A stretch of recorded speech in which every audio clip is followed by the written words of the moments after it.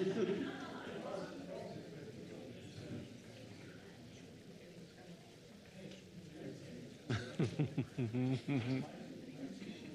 responsible. Got this one here.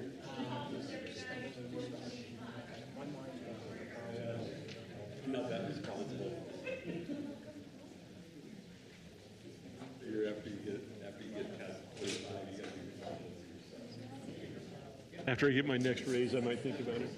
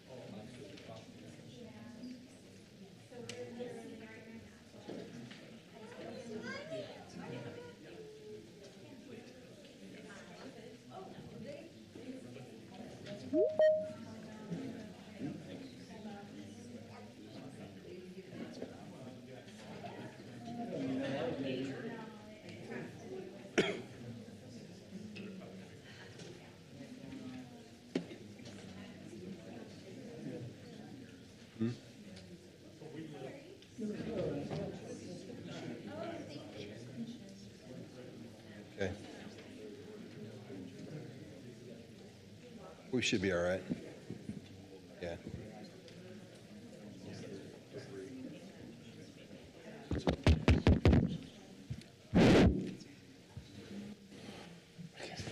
Just testing. Testing. 1, 2, 10.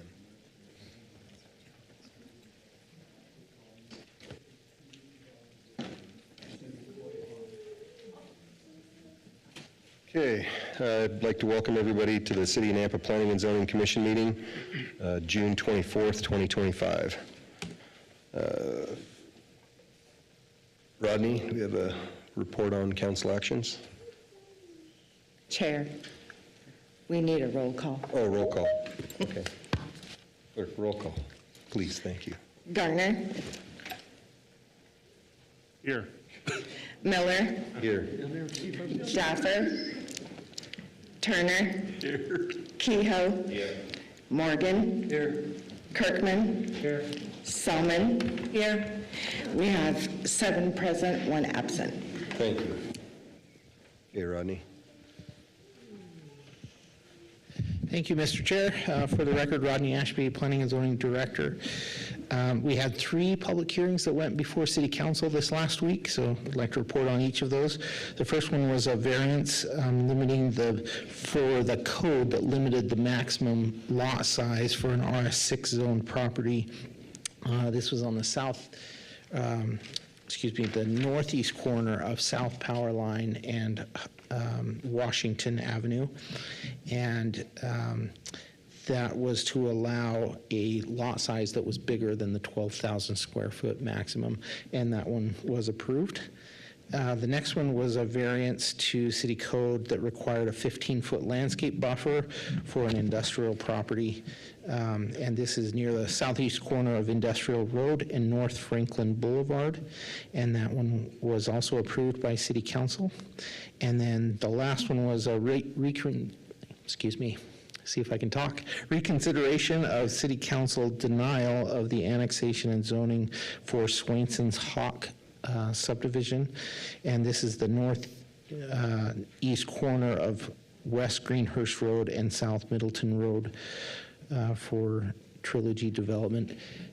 This is the one that they denied based on the original parcel They split off the original home, and then they didn't dedicate the right-of-way, and so there was a gap in right-of-way for that single-family home. And the applicant went back and got the right-of-way from the original owner and purchased the right-of-way for that, and then dedicated that to the city, so there was continuous sidewalk. And that one did get approved by city council.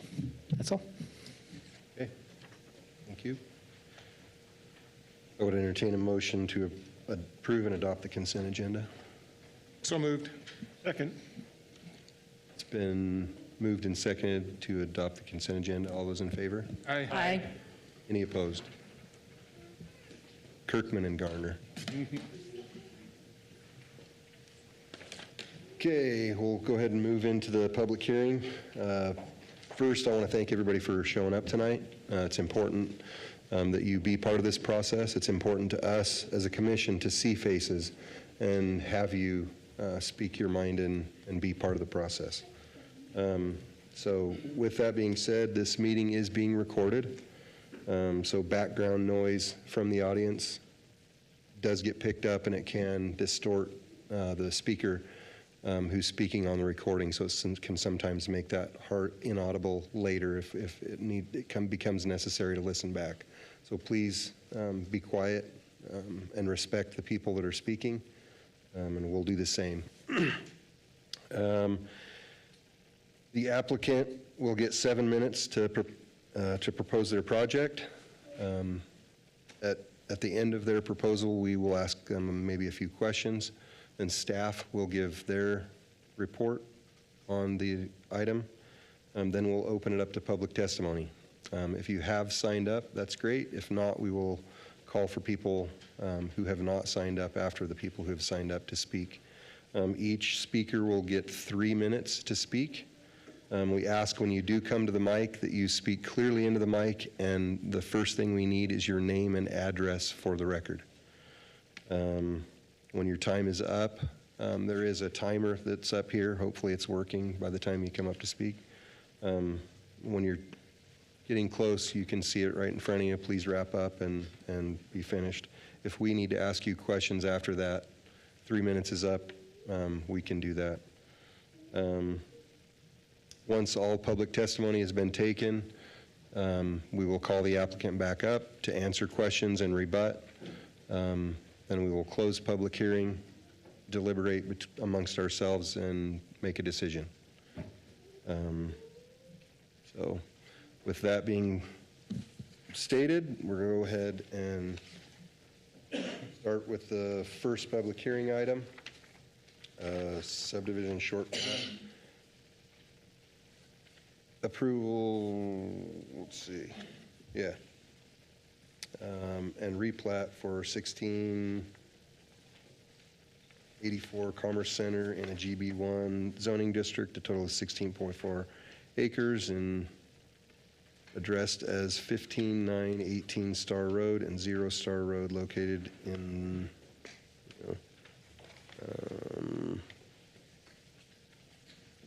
okay. Is the applicant here?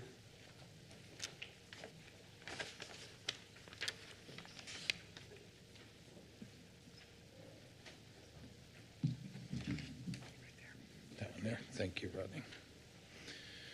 Good evening, Mr. Chairman, Commissioners. My name is David Bailey. I'm with Bailey Engineering. Office address is 1119 East State Street in Eagle, representing, I think it's Barron Development. For the, make sure that it's Barron Development. I don't know what the name on the application is, but it's them. For the Commerce Center subdivision. So this project is a short plat, a preliminary and a final plat for a project that's located on Star Road to the east of the Amazon distribution center on the south side of Franklin Road. It's on 16.4 acres. The total lots we're requesting are 5, and the proposed use is industrial warehouse buildings on the property. It's currently zoned GB1, so we aren't asking for any rezone on this property, and for 5 lots on that. The project was previously brought and approved before the Planning and Zoning Commission for 4 lots, and then there was an out parcel on the property. And they did that to try to move forward the building permit on the property. That didn't happen, so we combined all of them together, and we're just doing a 5-lot subdivision plat. We need to bring it back before you again from scratch on that. The improvements are proposed to do the widening on Star Road and bring utilities into the site for the project, and then it'll be completed. We have currently plans to do the first 2 buildings on the first 2 lots. They're working on that, and as we understand, we need to go through the complete subdivision process and get the plat recorded prior to them issuing those building permits. So that they do have some plans to do that. Architects working on those plans as well. So our goal would be to move forward with those. Am I pushing that button? I advanced it for you so that Thank you. Moving kind of fast here. There we go. So we have the improvements on Star Road there. The applicant has also recently completed the plans to complete the access that goes from the east end of the property up to Franklin Road on the east end. Matches an approach that was already built for that improvement. So that provides the circulation for the site, 2 accesses to the site. We are in agreement with the conditions of approval. They are the same that were on the original plat, including the improvements on Star Road. We've submitted the construction drawings for the Star Road improvements, including the utilities on that end of it, so that they can move forward with the plat. So we are asking for an approval of a preliminary and a final plat with this. The intent would be to go ahead and get those improvements built on Star Road. And then come in after that with the plans for the 2 industrial buildings. There were a couple of little issues on there. One was on a code compliance thing on the site of not having the grass mowed, and that was taken care of last week. So they did that. And then there was a question from Nampa Meridian Irrigation District on the canal at the east end of the property about getting their land use change application submitted, and that's been done for the Nampa Irrigation District, so I don't think we have anything outstanding on that point. We did have some elevations. These are the proposed buildings that they're working on now. So they're 2, like everything else in the area, large size industrial buildings with loading docks in the rear, and entry space in the front. Let's see, did I miss anything on here? That's the history on it, and the location we got, and the picture there. So I'd be glad to stand for any questions you have. Any questions? Thank you. We'll call Thank you you back. very much. Okay, Rodney, looks like you got this one.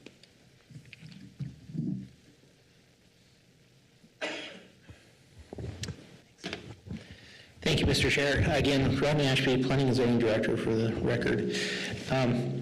I just want to create a quick clarification. Even though the buildings are industrial in nature, this is a commercial zone property. It's a GB1 zoned property.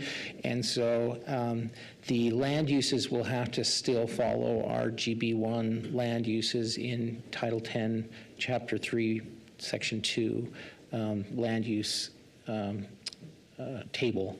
So again, they'll have to go through design review and meet the standards for commercially zoned properties, not industrially zoned properties. But there is a little bit of overlap of industrial type uses that can be done in the GB zone. So just wanted to clarify that. You can see where the location is here on the screen. I'll just go through a little bit of detail here. The comprehensive plan calls it as commercial. It is zone GB1. Utilities are nearby. The surrounding zoning is all GB1. So back in, just again, a little more detail in the history. Back in April of 2023, the annexation happened and zoning to GB1. Along with that came an ordinance 4743 that included site elevations, a site plan. Again, these site plans don't have to be exact, but they have to be generally in conformance. The development agreement also includes a statement that says the applicant shall follow the design review process and shall obtain approval for designs that substantially comply with the site plan and elevations in this agreement. So what are those elevations? They've already been shown to you. So these are the elevations. The second one down below here is an elevation showing the glazing that's required on this building. So in July of 2023, at the request of the applicant, the staff approved a property boundary adjustment to split off this portion here. He highlighted that as well.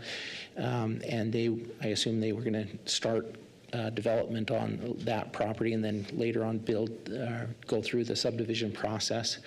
But then in April of 2024, the Planning and Zoning Commission and Nampa City Council approved a short plat for the property to be divided into 4 parcels, leaving the furthest west parcel, which was split off in July of 2023, out of the plat.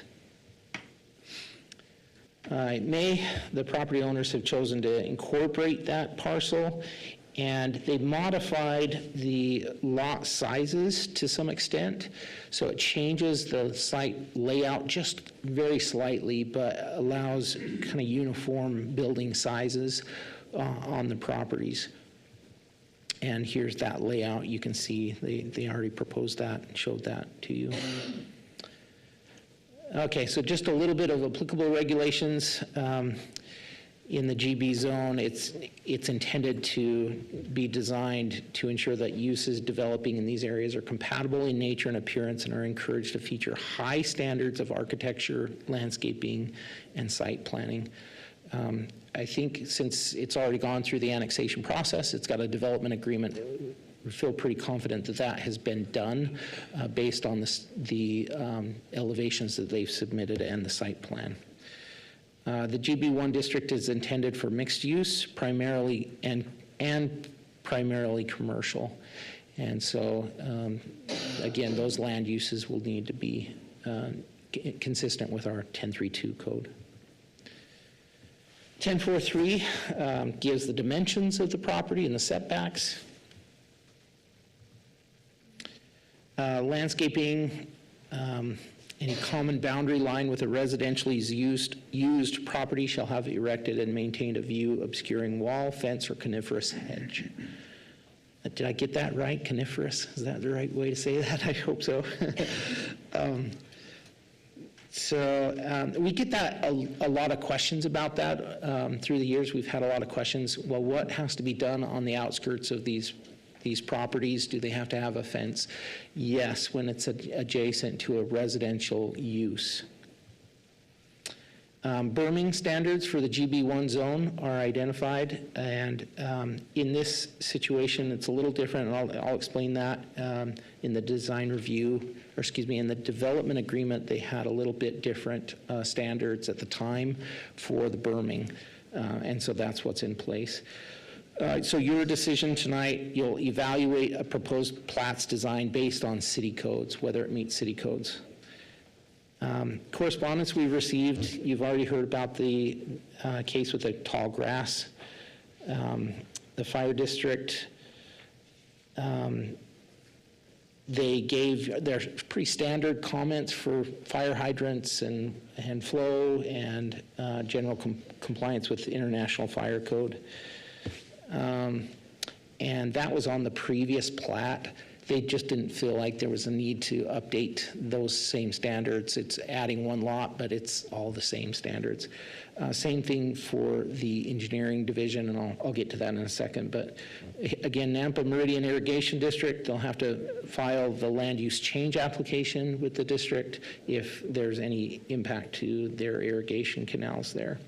Lumen, potential conflicts exist along Star Road and Franklin. If the developer determines facilities need to be relocated, they will need to contact Lumen to do so. So that's just a reminder to them. And here's Nampa Engineering Division's comments and conditions. These have all been incorporated And these were also done for the previous plat, but no changes were made. So quickly, staff analysis of the plat, 16.4 acres, it's 5 lots. Those are the lot sizes. You can see there's no maximum or minimum lot size required. Open space is not required for short plats. And lot width and depth, there's nothing there to address. Landscaping, they did submit landscape plans. However, we don't really review this at this point until they go through the building permit process and start pulling permits. Then we look at the landscape plan, make sure that it's consistent with our code. So we will look at this in detail, but it looks consistent. The setbacks are there, so that's what we mainly focus on at this stage. Number of parking, these are just the standards, so just wanted to highlight them. If there's any concerns about that, we will evaluate that at building permit stage as well. And then recommended conditions of approval, nothing real significant to address here. Pretty standard requirements identified by engineering and fire and the irrigation district in Lumen. So proposed findings, I find that this plat complies or substantially complies with all relative city codes and development policies and standards by addressing the outlined conditions of approval. And here's a recommended findings and proposed motion for your consideration. I'd be happy to take any questions. Mr. Chair, I've got a question for Rodney. Am I reading this right? They're to make the stop or the intersection of Robinson and Flamingo a three-way stop right at the bottom of the hill? I'm going to turn that over to engineering for an answer there. And to me, it seems like that intersection is quite a ways south of this project. I'm not quite understanding why they're required to take care of an intersection that far away. This is the condition that you're asking about here on the screen, is that correct? Yeah. Oh, I'm sorry, Mr. Chair, I should have addressed you first. Yeah. Mr. Chair, Commissioner Turner, that was a project trigger in the traffic impact study that was submitted with the project. And so that's where that condition comes from. Was that right? They're going to turn that into a three-way stop? So it's, let me,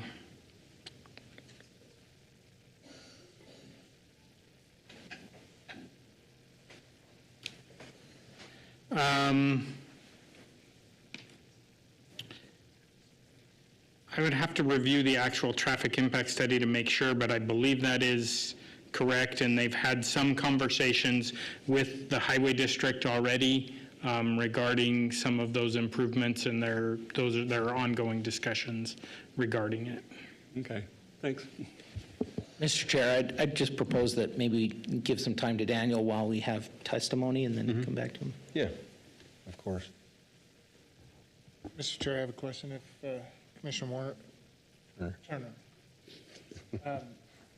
First, just the word substantially, is substantially comply, is that I'm looking at our attorney is that what's the word I'm looking for? Is that the bar that we need to meet substantially or always all comply?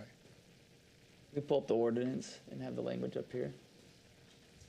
I see complies or substantially complies. Which one is it, I guess, it triggered a question. I have another one after that. And while you're looking for that, maybe, Rodney, or engineer, so is there any traffic improvement that's going to be needed on Franklin at that east entrance and egress and exit there? Mr. Chair, Commissioner Kirkman, no. The widening that the city did there gonna be sufficient. handles what would happen there on the Franklin access. Okay. That's all I had. We can move on. We don't have to wait. I mean, whenever you get it, you can let me know. Mr. Chair, if that works for you. Yeah, that's fine. Okay, we'll go ahead and open up public testimony. Madam Clerk, do we have a sign-up sheet? We have a Shannon Ely, or Eli, I don't know how she pronounces her, they pronounce her last name, but. Him. Oh, him. Shannon Ely, or Eli, has signed up for this public hearing. Okay. He's online. And He's she's online. online? Okay. He He is online. Okay. It's she, but it doesn't matter. No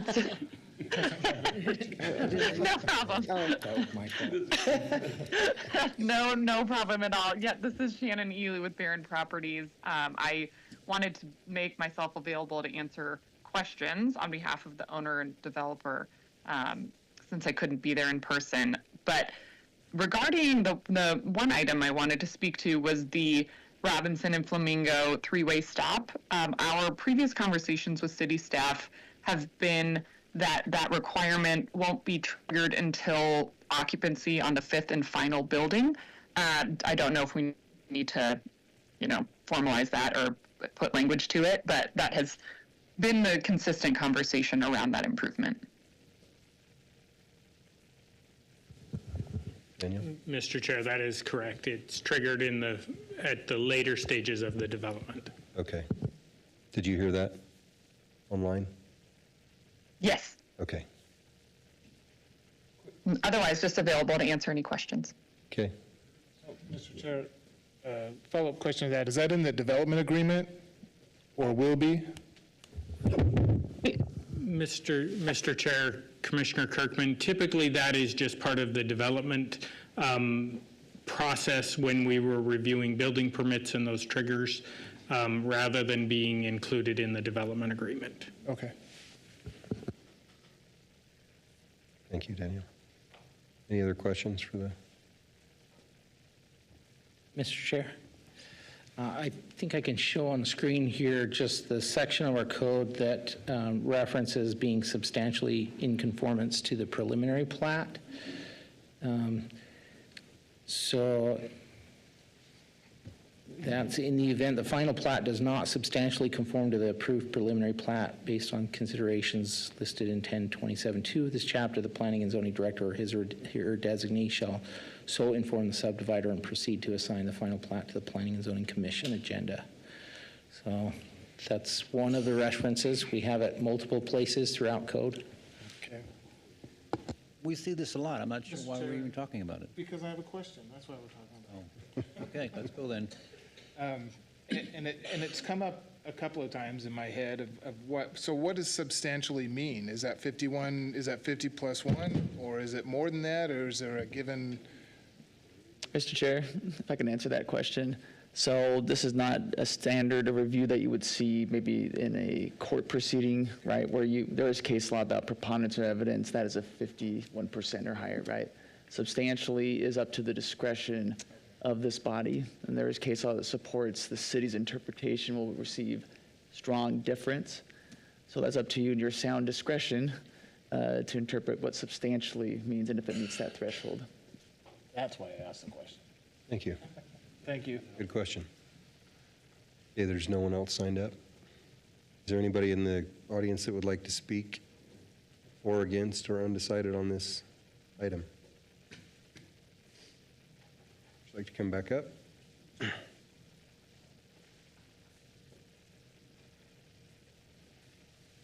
Thank you, Mr. Chairman, Commissioners. David Bailey again. I think we covered about everything there. I would throw out there on the substantially comment is that this didn't meet substantially the previous preliminary plat, so that's why we're bringing you a new preliminary plat, basically in accordance with that. And our final plat does match this preliminary plat, so hopefully we're clear moving forward on that point. And then I think we cleared up about the Flamingo intersection. We have looked at that, and have that in the plans of how that's going to work out in the future. So I'd be glad to stand for any other questions you have. Okay, thank you. Appreciate the Thank you. clarification. Chairman, make a motion that we close the public hearing. Second. And moved by Garner, Kirkman. second by Kirkman, to close the public hearing. All those in favor? Aye. Any opposed? Motion carries. What do you guys think? Pretty simple. Yeah. Yeah. Easy. Good fit for that area. Yeah.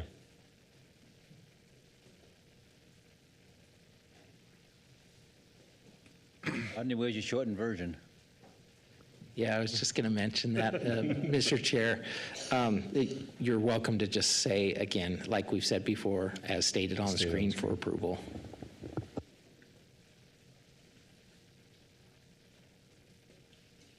Mr. Chairman, if there's no other discussion, I would move to approve the subdivision short plat as it is stated on the screen. Second. It's been moved by Garner, seconded by Kehoe to approve this item. All those in favor? Aye. Any opposed? Motion carries. Okay, we'll go ahead and move on to the second public hearing item. Annexation and zoning to RS6, potential development agreement and conditional use permit for a group care home, 9+ beds in an RS6 zoning district at 3023 South Happy Valley Road. For Gregory Daniel with ALC Architecture representing, not even going to attempt, the owner. Is the applicant here today? You want to go ahead and come on up?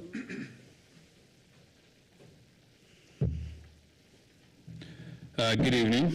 Jeff Likes, 1119 East State Street, Eagle, Idaho. We've been hired by the owners to do the annexation, process the annexation, and then talk about the conditional use for the rehabilitation center. In light of the late comments that we received over the weekend, we are going to request a, what's the word? Postponement, postponement?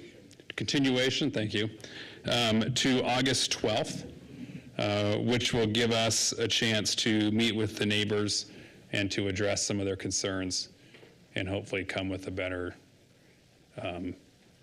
neighborhood on August 12th. Mr. Chairman, Yes.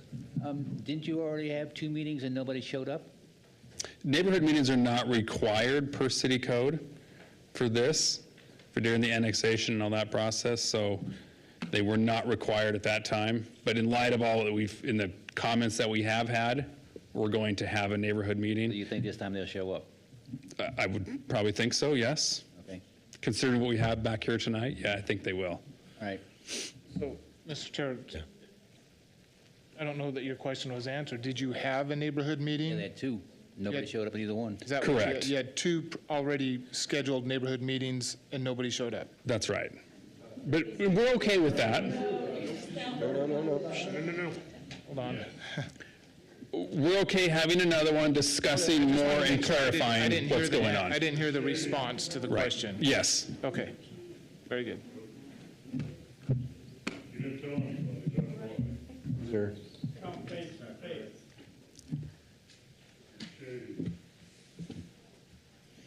Okay, so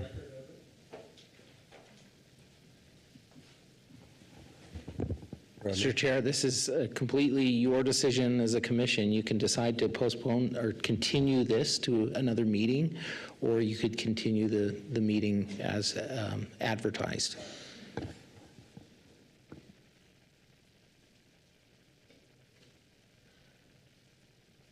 then how do we deliberate? Just go for it? Well, we got to decide one of those 2 factors, don't we? Mr. Chair, I think you just discussed that amongst yourself. I'm looking forward to our attorney, but Yeah, Mr. Chair, if I may, this is a procedural question. It's a, administration question. It's not about the merits of the case. You can ask questions here to help you guide your decision if you want to proceed with it. That would be appropriate here. If there's more questions to ask, and I would remind the commissioners, please direct all questions to the chairman first and run it through Mr. Chair, and you can make your determination from there. What I understand is a continuation is for August 12th. Okay, so. Mr. Chair, I have a question for the applicant. So the two previous, and please, those in the audience, don't say anything. You don't need to jump up and shout and all that. I need to hear what he's going to say. How did you advertise those two meetings? And if so, how? And what time frame and the particulars of letting people know that those neighborhood meetings were scheduled? Right, letters would have been, sorry, Mr. Chair, Mr.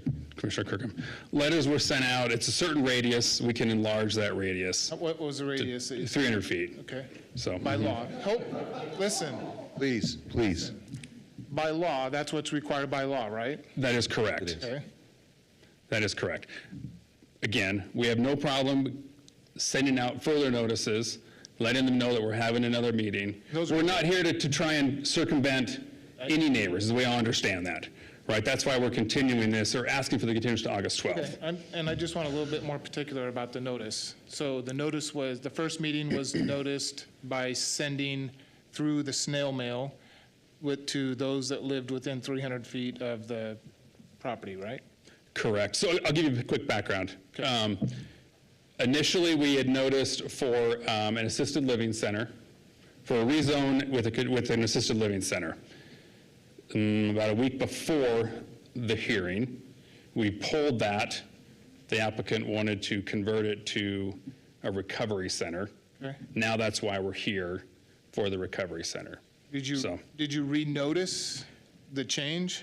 It was not required to renotice for the change. But you didn't, though. It moved from assisted living to a recovery, That's correct. but you didn't send out a. No, it was not required to renotice I know for the change. it may not have been but no. required. I'm just asking if you did or not. No, we did not Seems renotice like for there was that. a substantial, now that I know what that word means, a substantial change in the use of the property. So that's just what I wanted to make clear. is that Yeah, it that was wasn't. correct. It was not renoticed for that portion. So there was a second notice that went out, right? There was a second neighborhood meeting that you had scheduled?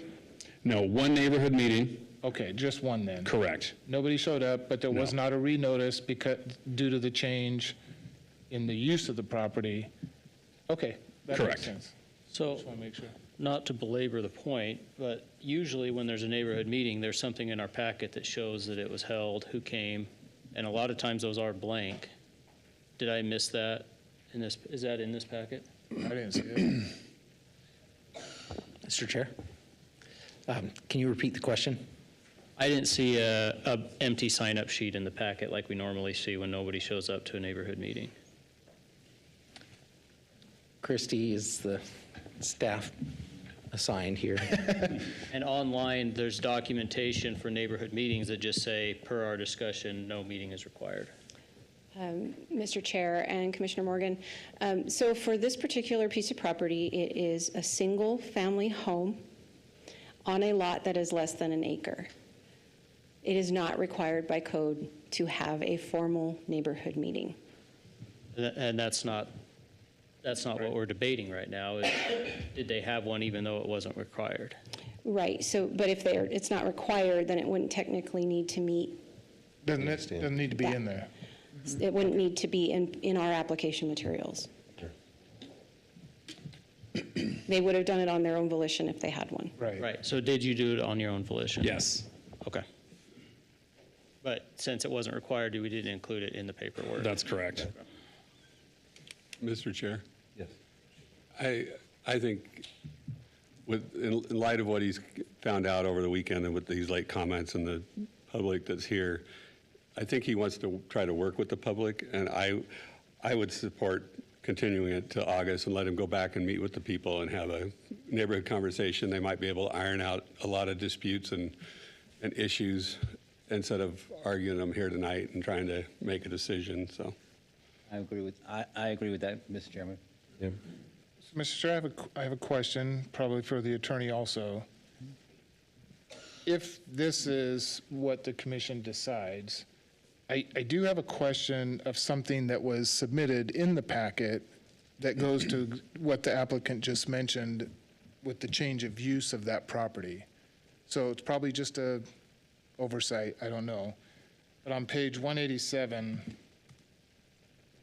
think, is that what I put? 187? Anyways, in the applicant's letter, in the applicant's letter in the summary, in that last second to last paragraph, in the first paragraph of the summary, it says rock bottom recovery, treatment services, providing a supportive living environment for individuals in their later years and allowing families to remain close by. From what you just said, it seems like that purpose is no longer what's being considered for use in this property, correct? Mr. Chair, Mr. Commissioner Kirkham, that was probably a holdover from the previous letter. Okay. That letter was revised for the rock bottom. That may have been a oversight in there. You're right. There is no later years. Yeah, because That that was would for be the more the assisted assisted living. Correct. Okay. Yeah, okay, I just wanted to make clear that that's what, and Mr. Chair, I'm supportive of moving this to August 2, to make sure that the public has a chance to talk to the applicant and voice their concerns and their questions. But I'm also ready to do it now, too. People show up to. Well, I think it's important to give the applicant a chance to adjust. You know, if we do it here tonight, there's not really any room for adjustment on their part, you know, to change their application or I don't know, there's a lot of things that could happen. And if we limit them to tonight, then there's not really that opportunity. Well, there would be, City Council. Mr. Chair, Mr. Chair, any change to the applicant, would they have to, if there's any changes, would they have to reapply and go through the process again, or just amend what's already been submitted? Classic answer, it depends. I don't know why I asked the attorney any questions. The reason why it does depend, it really does, Yeah. because if you're changing the intensity of a use, maybe if you're changing the character and nature, that's another big question, right? And so if you were to proceed tonight, there could be some voluntary concessions, which is common in these type of settings. And there can be some deliberation about, are you willing to accept X change or Y change? Yes, we are. Yes, we're not. Or no, we're not. Though, Mr. Chair, you do have some valuable feedback, I think, from your commission here, help you make your decision, though. Yeah. It's a commission decision, though, right? Yeah, and I think that, you know, a lot of holding a neighborhood meeting too is not necessarily the back and forth, is more educating the people about what exactly is going to happen. Because we've experienced things before where you read it and then they propose it, and what they tell you is a little bit different than the way you perceived it on the piece of paper. So. Well, yeah, Mr. Chair, and the fact that the applicant mentioned that the only neighborhood meeting that was advertised within the statute was for the use of an assisted living center. Yeah. The fact that there was no other neighborhood meeting for the change in use, that's why I would prefer that they do that. I mean, just to get the input, and I'm in favor of continuing it to August. For that matter, the change in use. So is this a motion vote? Okay. Yeah, it'd be a motion to permit a continuance of this item to a date certain. Here we have August 12th proposed. Yes. We have an open public comment. Yeah. Okay. Do we need to open that to continue it? Okay. Nope. So to argue the other side of it, everybody came tonight. Kind of know what they're going to say. I mean, Mr. Chairman? yeah, I think that responding to what Mr. Morgan was just alluding to, in what you said earlier when you opened the meeting, we appreciate the public comment. We appreciate people coming and voicing their opinions. That being said, this is a property owner that has rights as well.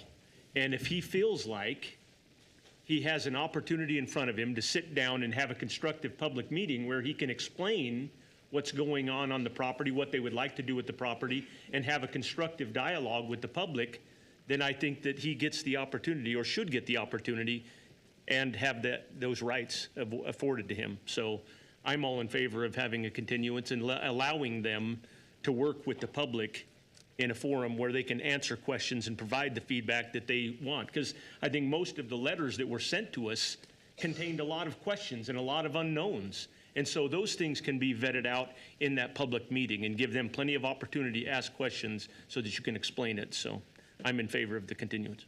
So I'll finish my thought. Is this not that public forum? Like, what's the disadvantage of having this be that public forum? Is it just because you can't make changes on the fly? Well, we don't. The applicant can't adjust anything before we approve or deny it? I think if they were able to sit down in a public meeting at the site or wherever, where they could have a little more of a dialogue back and forth. Here, they're going to be limited to 3 minutes. They don't get a rebuttal, only he does. They can't go back and forth and have a civil conversation. Here, it's going to be pretty much one-sided, and then we got to make a decision. I think the idea, and I appreciate everybody coming out, and I know it's kind of a hassle, but I really think they could get a lot of the arguments and a lot of the questions answered a lot easier sitting around a campfire than doing it here with 3 minutes at a time and everybody going, we don't want this, and then we've got to make a decision, and he hasn't had a chance to sit down with the public and explain what's going on. I just think they could they could have a much more civil conversation sitting around a bonfire than they can here in front of us. But Mr. Chair, if I may, additionally, the 3 people that lives within 300 feet of this particular property got a notice that this was assisted living. Assisted living is much different than recovery. So again, that's why I agree with Commissioner Morgan. They're here. Let's do it. This is the forum. However, they're here thinking that this was, I'm not trying to put words in everyone's mouth, but initially the neighborhood meeting was for an assisted living use. There was no neighborhood meeting for the recovery. And so I think to give the public an opportunity to talk with the applicant and have a little bit more in-depth conversation, or maybe it won't be any conversation at all, see how it goes. But at least give that opportunity. What I would like, though, if that happens and if the commission decides to go that way, I know they're not required. I'm looking at staff here, Christy. I know they're not required to put that neighborhood meeting sign-up sheet in the packet by law, but can we request that? Because it would be interesting to know how many people in the neighborhood did show up and have that conversation with the applicant. Well, and just to add on to that, Mr. Chair, can we add conditions to continuances? Mr. Chair, if I can weigh in on that, I think you can make requests on that. Where you start getting into a gray area that I would advise you to steer from is start imposing standards that don't exist. As of now, and for the public's benefit, we are in a democratic process that has balls and strikes. There's clear black and white criteria, and any of you and this applicant, whoever it may be, just has to follow those criteria, and that is what you're judged by. This is not a legislative decision. This is a quasi-judicial decision. The difference being there's a lot more latitude and flexibility in a legislative where preferences, opinions can really be fleshed out and used in making a decision, whereas this is a quasi-judicial decision. There's balls and strikes. It's more black and white. And so you are held just to the standards, anybody, and that is what a fair due process looks like for an applicant. So could there be a condition? Perhaps, but that cannot be held as a requirement for an approval. So we couldn't condition the continuance being upon them sending it out to 600 feet rather than 300 feet, for example. Mr. Chair, I would advise against that only because state law requires 300 feet. And now you're asking for a higher bar, a different bar that any other conditional use applicant is not subject to. So I could say, I would really hope to see the proof of notice of the neighborhood meeting and a sign-up sheet, but I can't condition it. If you ask nicely. That would be the language is. Mr. Chair? I'd like to see that. Mr. Chair? Yeah. I would be in agreement with Drew. I would say that you would request of the applicant, but, not a condition, but request, go out to 600 feet and say request that they provide proof of the neighborhood meeting with the sign-up sheet. I would, Mr. Chair, I would if I stay may. away from the 600 feet. Maybe the strongest language that could be used here without crossing that line, holding it to a new standard, that's arbitrary, right? To hold to a new standard. And we don't live in an arbitrary system. Would be just to encourage. You can encourage, but you have to park that when your decision comes. If for whatever reason it doesn't happen, doesn't materialize, that cannot be held over them as an approval criteria. So that just has to be totally clear for this commission and for all listening. Mr. Chair, I think there was some clarification that was done, and I just want to make sure it's very clear that the advertisement for the public hearing did state that that this was for a group home. So I think there was some clarification that was done there, that the concern was that it was for the neighborhood meeting. So I just wanted to make sure that's very clear for the record. Completely understand. And all of the comments we received indicated they understood exactly what this new application is. This is why I could go either way on this. Yeah. Mr. Chair, can I ask a question? How far did the city send notifications out? 300 feet. That's what state required. 300. Yeah. Which is kind of one of those deals too. I mean, if you're concerned as a neighborhood and you get a letter, talk to your neighbors about it. I mean, that's kind of what neighbors should do, right? Well, But Mr. Chairman, if you look at the application tonight, there is subdivisions all over, well beyond the 300 feet that are mentioned in the package. Yeah. So the word has gotten out, yeah, and it probably will Obviously. continue to get out. Plus, Mr. Chair, I've seen that sandwich board about 8,000 times every time I drive up and down Happy Valley, so it's been there, it's been noticed. But that's, For this particular, yeah, that's what I was going to clarify. That's for this public meeting, not for a neighborhood meeting. Right. So that's why they're here. well, okay, please. No, please, listen, please, sir. Sir. Mr. Chair, may I remind you and this group that as the chair of this meeting, he can control the mode and manner and can dismiss for disorderly conduct. We please request that all comments be refrained and let the dialogue take place at the podium to the chair. If there's other questions that can be addressed after this meeting in a different venue and process, thank you. Thank you.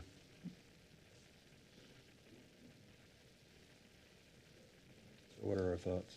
We've heard it. Mr. Chair, I would still like to give them the opportunity to go meet with the public and have a sit-down conversation instead of trying to get it done here tonight. I just think it could be a lot more beneficial to everybody involved if they had a community meeting instead of trying to, I know everybody's here and want to speak, but I think you could get a lot of the questions answered and a lot of things discussed a lot easier. You can do it here. Because like I say, 3 minutes, and if you haven't been up here and spoke to us before, 3 minutes goes really fast, and most times people don't get everything out they want to say. So I just think it would be way more beneficial for you guys to sit down and have a little powwow and see if you can get your questions and concerns answered before coming back. And you're more than welcome to come back if we extend it to August 12th and come back and voice your opinions then again. I just think you guys having a community meeting can get a lot of this conflict possibly resolved before we have to have a public hearing and make a final decision on this. Because we're bound by what we can do as far as land use, and we're stuck with that land use, whether it fits with what the neighborhood wants or not. If it fits in the land use, we're kind of stuck with going, yeah, it's approved. So I think you guys would be way more beneficial for you guys to have a community get together and try to discuss your concerns and see if you can't get some of this ironed out before having to make a decision in front of us. But Mr. Chair, quick question to the applicant, if I might. If the commission decides to continue this tonight rather than August, you're prepared to go, right? Mr. Chair, I am prepared to go. My client is not here anymore. Didn't show up. But again, If you choose to go, we can go. Hold on a second. Your client didn't show up? He did not. Did he not show up because he assumed the continuation would be approved? That could be. I don't have an answer for that. You don't have any idea why the client didn't show up? No. You know what, Mr. Chair, in light of, I say we move forward. I'm going to make a motion that we deny the continuation and we continue it, and we do this tonight. And the reason is, I'll speak to this motion real quick, is that the notice has been out, the public notice has been out by law for this particular applicant, or this application for the Recovery Center. I get that it would be great to have a little bit more conversation with the people that might be around that, but they've all been noticed according to law, and that's why they're here. So I move that we deny the continuation to August 12th. Do we even need a motion then? I just Gonna did. carry- Well, if we're just going to carry Oh. forth with how we're supposed to do it. Yeah, I see what you're saying. Like, we would, Do we we need to, would just need a motion to continue. yeah, we just need a motion to continue, and then we vote on it, right? That makes more sense. Well, strike that motion. I retract that motion then. Yeah, Mr. Chair, here where it is set and scheduled, the motion would be to have it continued. And so that can be entertained at this time if you're ready for it. All right, so someone needs to make a motion. I'll add, Mr. Chair, if I can just say, I might be for different reasons, but I'm with Jeff that I don't, I think a community meeting would be fine. I'm just not seeing a lot changing. I think the people can see what the application is, unless you feel like there's going to be a lot of changes based on the input. But it seems like you're kind of set on what you want to do. Is that fair? Mr. Chair, Commissioner Morgan, in the emails, if you read all of them, there were a lot of questions. Right? How is this working? What's it doing? How's that? You know, all of that. That can all be answered. If they want to come back on the 12th of August, great. But I think we at least need a chance to have a conversation with them prior to that, prior to this meeting. Well, You I know, mean, So I think we could help clarify a few of those questions. Yeah, and you know, and maybe ease some of their concerns. And I don't think it's a terrible idea to continue it to the 12th. But my counter to that would be, you have the questions, you have the opportunity to answer them now. And if we even wanted to allow him more time in his presentation to answer the questions before the public hearing, I would be okay with that too. I mean, I guess that's the point I'm getting at, is you have the questions, you know the concerns. Can we just address them tonight? Mr. Chair, Commissioner Morgan, I don't know if I can address all of the questions. It's not, I don't run the facility, See, Mr. right? Excuse So me, some of that stuff needs to come from a facility manager. Who's not here? Correct. Mr. Chair, that's my issue all of a sudden, is that the applicant himself decided not to come. I say we just move forward. And he should have been here to answer some of the questions from the public. And if he's not here to answer some of the questions from the public, that was his choice. So Mr. Chair, I'm going to make a motion or something so we can. I totally disagree. We need to give the applicant the chance to do what he's been paid to do, what he's been asked to do, what is the right thing for the public to do, and the right thing for us to do is to give everybody the chance to have their say. What you're doing is out of spite because the guy isn't here. Nope. We shouldn't do anything out of spite. We should do it because it's the right thing to do.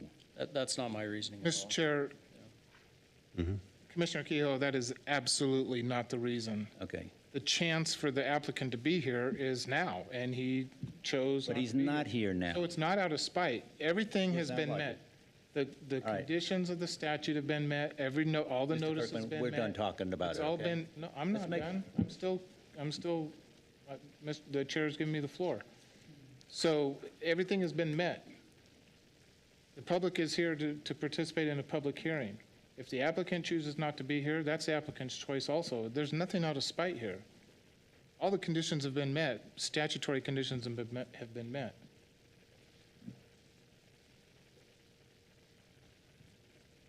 Mr. Chairman, I would make a motion that we continue the public hearing to the date specific, August 12th. And how did we say the language would be for we wanted to request or we?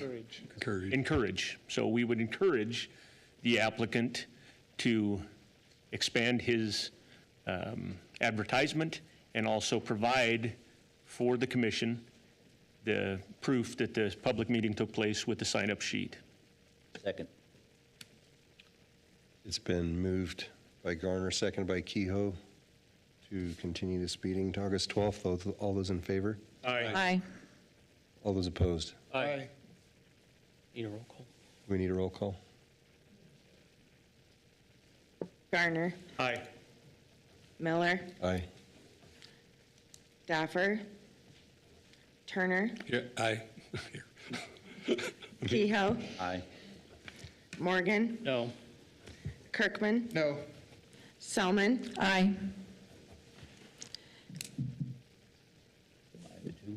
So 5 in favor, 2 Against. against. Okay. So this item will be continued to August 12th. Is that a Tuesday?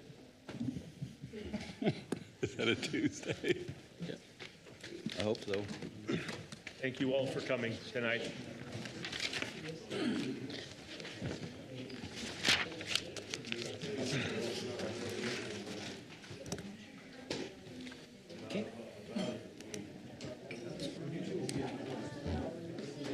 Well, we're not voted in, so. Thanks anyways.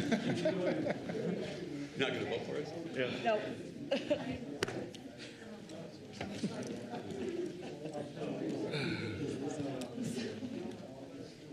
Yeah, this is being-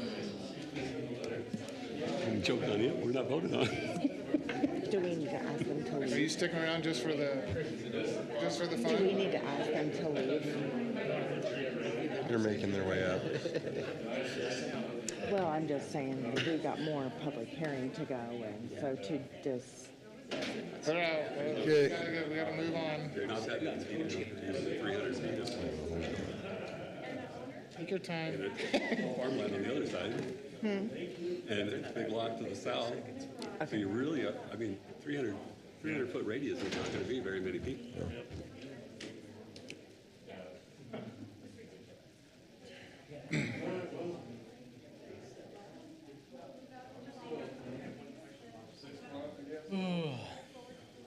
Yeah, did anybody check that August 12th was a second Tuesday? Staff did. Huh? Staff did.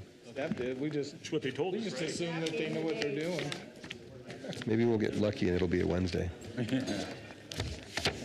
No. You'll have to advertise a special meeting. Cleared the room just for you guys. So they don't show up at the right. Okay. Nobody cares about our stuff. We will move on to our third public hearing item. Comprehensive Plan text amendment incorporated by reference to the capital improvement plan and associated fees submitted by the city on April 18, 2025. Yada, yada, yada, boring. We can all read it. Yep, we can all read it. We all have read it. As written, isn't that? As written, By Daniel Bass. and I guess Brianna, you're up. Yes, that's me. Good evening, Mr. Chair and Commissioners. My name is Brianna Sun, Senior Planner with the Planning and Zoning Department. The request before you tonight is a recommendation for approval or denial to City Council for a comprehensive plan text amendment as shown on the screen here. I won't bore you with the details. The reason for the request is due to the Nampa Fire Protection District having their own capital improvement plan and impact fee study separate from the city of Nampa's. This text amendment is necessary to incorporate both the city of Nampa's and the fire district CIP into Nampa's comprehensive plan in accordance with Idaho code. The proposed text amendments are seen here. They include the addition of section 7.3.2.7 that outlines the City of Nampa's authority and intent to collect fire district development impact fees under the terms of an intergovernmental agreement with the district. And Appendix D of the comprehensive plan is also proposed to change to include the fire district CIP as Appendix D1. All comments were received from agencies and departments were no comment. We received no comments from the public. The applicable regulations are seen here. So Idaho code requires that the Planning and Zoning Commission conduct a comprehensive planning process and that the plan considers all existing conditions. Code also requires that a public hearing is held, which is what we're doing here this evening, when amendments are proposed to the plan. Additionally, Idaho code requires that any government entity that is required to undertake a comprehensive planning process, that any CIPs that are prepared and adopted be included as an element of that comprehensive plan. This text amendment is necessary to meet this state code requirement. No conditions were given by agencies or departments or suggested by staff. These are the proposed findings. Staff concludes that the proposed changes to Chapter 7 and the appendix of the 2040 Comprehensive Plan provide current and accurate information that can be utilized for emergency and development services planning. These changes are required by state law and necessary as the community continues to grow. These are potential motions, and I will stand for any questions. Thank you. Questions? Looks great. Is it shocking that the staff didn't put any conditions on themselves? Maybe we should add some. Very suspect, isn't it? Maybe we should add some. We also have our applicants here, which is Daniel and the fire district, if Oh, you we have don't any wanna hear questions from for them as well. We don't need to hear from Daniel. Okay, since staff is the applicant and they've already spoken, do we have anyone signed up? Obviously not.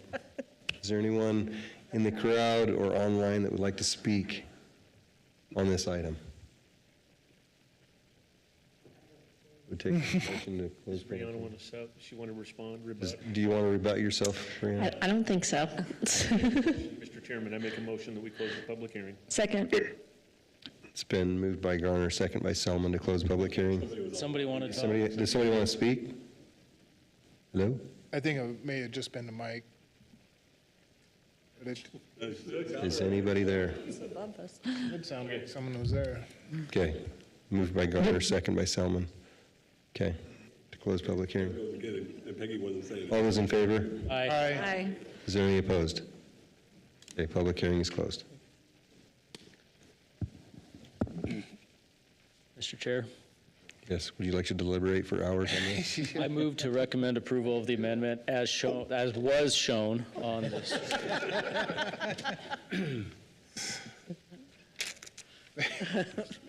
I move to recommend approval of the amendment as stated on the screen. Been moved and seconded. Morgan and Kehoe. Morgan and Kehoe. To approve the amendment. All those in favor? Aye. Any opposed? You're up, Peggy. Motion carried. A motion we adjourn. Second. Been moved and seconded that we adjourn. All those in favor? Aye. Any opposed? Aye. Having a lot of fun. On behalf of the fire district, we thank you for your recommendation and approval.